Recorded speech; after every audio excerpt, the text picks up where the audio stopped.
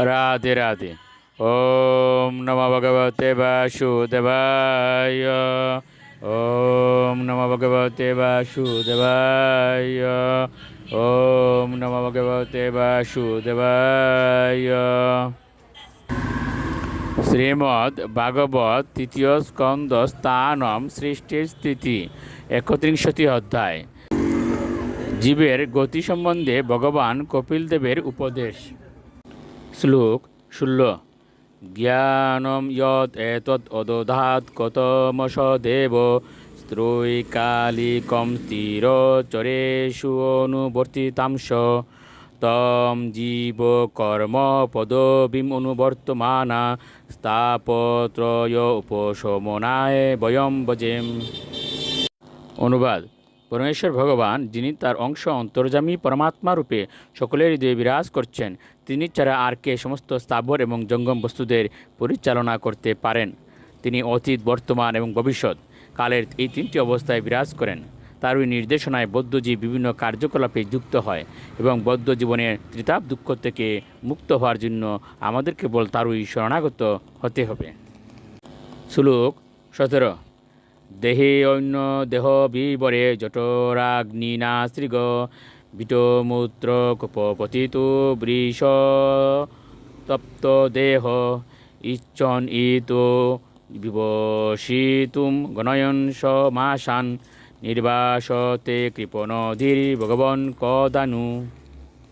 অনুবাদ: তার মায়ের উদরে রক্ত, মল এবং মূত্রের কূপে পতিত হয়ে এবং তার মায়ের জঠরাগ্নিতে দগ্ধ হয়ে দেহে জীবাত্মা সেখান থেকে বেরিয়ে আসার জন্য উদ্বিগ্ন হয়ে মাস গণনা করে এবং প্রার্থনা করে, হে ভগবান, এই অতভাগ্য জীব কখন এই কারাগার থেকে মুক্ত হবে। শ্লোক ১৮। ইয়েনে দৃশিম গতিমোষৌ দশমাস্য ঈশ সংগ্রাহীত পুরুদয়েন ববাদৃশেন শনৈব তুষতু কৃতেন দিননাথ কো নাম তৎপ্রতি বিনাঞ্জলিমস্য কুরিয়াত। অনুবাদ: এ ভগবান, আপনার অহৈতুকী কৃপায় যদিও আমি মাত্র ১০ মাস বয়স্ক, তবু আমার চেতনা জাগরিত হয়েছে। এ অহৈতুকী কৃপার জন্য পতিত জীবের বন্ধু পরমেশ্বর ভগবানকে কৃতাঞ্জলি ফুটে প্রার্থনা নিবেদন করা ছাড়া আমার কৃতজ্ঞতা নিবেদন করার আর কোনো উপায় নেই। শ্লোক ১৯। পশ্যতে অয়ম দিশনয়া ননু সপ্তবদ্রী শারীরকে দম শরীর পরশ দেহে যৎ সৃষ্টয়াসম তম অহম পুরুষম পুরাণম পশ্যে বহির্হৃদি চ চৈতমিব প্রতীতম। অনুবাদ: অন্য প্রকার শরীরে জীব কেবল তার সহজাত প্রবৃত্তি অনুভব করে। সে তার সেই বিশেষ শরীরের সুখকর এবং দুঃখদায়ক ইন্দ্রিয় অনুভূতি কেবল অনুভব করে।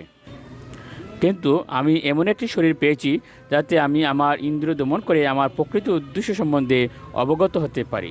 তাই আমি পরমেশ্বর ভগবানকে আমার সশ্রদ্ধ প্রণতি নিবেদন করি, যার আশীর্বাদে আমি এই দেহ লাভ করেছি এবং যার কৃপায় আমি অন্তরে এবং বাইরে তাকে দর্শন করতে পারি।